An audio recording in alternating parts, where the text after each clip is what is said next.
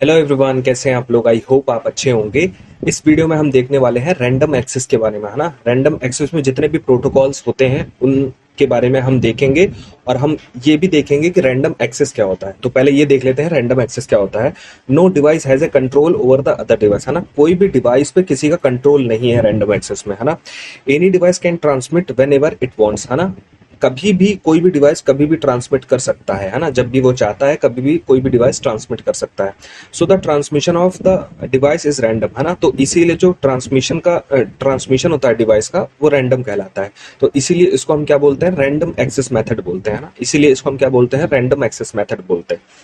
तो random access method जो है दो तरीके के होते हैं। एक होता है एलोहा और एक होता है सीएसएमए, है ना। दो तरीके के जो है रैंडम एक्सेस प्रोटोकॉल होते हैं। एक होता है एलोहा और एक होता है सीएसएमए, है ना। तो इस वीडियो में हम एलोहा के बारे में देखेंगे, है ना। और एलोहा में ही हम प्योर एलोहा के बारे में हम देखने वाले हैं इस वीडियो में, है ना। तो पहले ये देख लेते हैं एलोहा क्या करता है ना।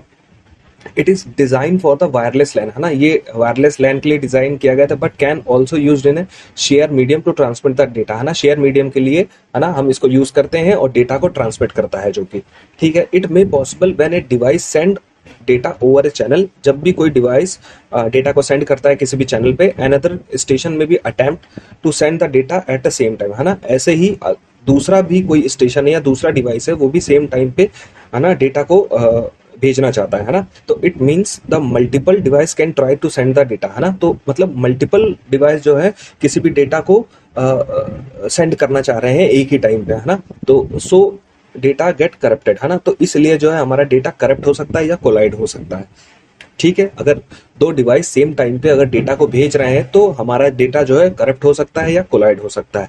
तो इसी प्रॉब्लम को सॉल्व करने के लिए जो है एलोहा हमारी मदद करता है ना। ALOHA to solve the problem of channel allocation for the different station, है ना। तो डिफरेंट स्टेशन पे, है ना, जो है एलोकेशन की प्रॉब्लम को सॉल्व करता है हमारा एलोहा, है ना। तो एलोहा जो है दो तरीके का होता है। एक एलोहा होता है प्योर एलोहा और एक होता है स्लॉटेड एलोहा, है ना। तो इस वीडियो में हम प्योर एलोहा के बारे में देखते हैं। तो प्योर एलोहा क्या होता है। In pure ALOHA when each station transmit the data to the channel without the checking whether the channel is ideal और not, then chances of collision में अकर, है ना। तो इसमें क्या होता है, जब भी कोई स्टेशन, है ना, कोई भी स्टेशन अपना डेटा को ट्रांसमिट करता है तो बिना चेक किए कि वो चैनल फ्री है कि नहीं है, अपना डेटा जो है ट्रांसमिट कर देता है प्योर एलोहा, है ना। तो जिसकी वजह से जो है कोलिजन के चांसेस बढ़ जाते हैं, है ना। When any station transmit the data frame to the channel, the pure Aloha wait for the receiver acknowledgement। जब भी कोई भी चैनल या कोई भी डिवाइस अगर डेटा को भेजता है ना, तो सेंडर जो है वेट करता है रिसीवर का एक्नॉलेजमेंट का, है ना। प्योर एलोहा में ये चीज होती है।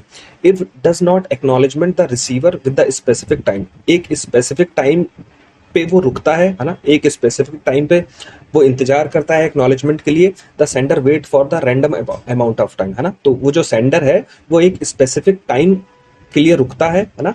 और उसी टाइम को हम क्या बोलते हैं, बैक ऑफ टाइम बोलते हैं। उसी टाइम को हम क्या बोलते हैं, बैक ऑफ टाइम बोलते हैं। It retransmit the frame until the all the data successfully transmitted to the receiver, है ना। तो ये retransmit करता रहता है ना, जब तक डेटा सक्सेसफुली ट्रांसमिट नहीं हो जाता है रिसीवर के पास, है ना। ठीक है।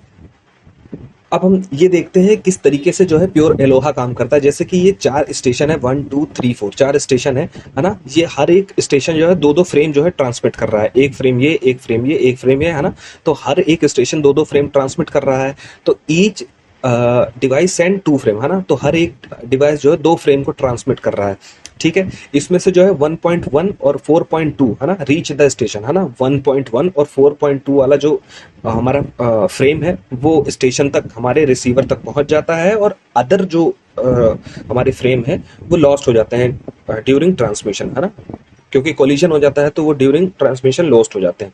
जैसे कि ये सब पैकेट जो है लॉस्ट हो जाएंगे, ये दोनों पैकेट लॉस्ट हो जाएगा, ये लॉस्ट हो जाएंगे क्योंकि इन दोनों कोलाइड हो गए, है ना। ये तीनों पैकेट लॉस्ट हो जाएंगे, ये कोलाइड हो गया, ठीक है। ये पैकेट कोलाइड हो गया, है ना। तो इस तरीके से ये सारे पैकेट लॉस्ट हो जाएंगे, लेकिन फ्रेम 1.1 और 4.2 जो है अपने रिसीवर के पास पहुंच जाएगा, ठीक है। अब जो प्योर एलोहा होता है उसकी अगर हम थ्रूपुट की बात करें, है ना, अगर हमें थ्रूपुट निकालना है प्योर एलोहा का, तो उसका फॉर्मूला होता है S = G × e to the power minus two G, है ना। इसका क्या फॉर्मूला होता है, G into e to the power minus two G, इसका फॉर्मूला होता है। अब इसमें एस क्या है, average number of successful transmission, है ना।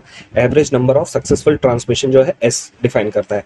फिर जी क्या है, average number of frame generated by the device, है ना। Average number of frame generated by the device, है ना। डिवाइस कितने average number of frame generate कर रहा है during the transmission of one frame, ठीक है। प्योर एलोहा मैक्सिमम थ्रूपुट, जो प्योर एलोहा का मैक्सिमम थ्रूपुट होता है वो होता है 0.184, है ना। इसको आपको याद रखना है, प्योर एलोहा का जो मैक्सिमम थ्रूपुट है वो कितना होता है, 0.184, है ना। और जी की वैल्यू कितनी हम लेते हैं, हाफ लेते हैं, ठीक है। तो इस तरीके से जो है हम प्योर एलोहा का हम थ्रूपुट निकाल लेते हैं, ठीक है। So thank you.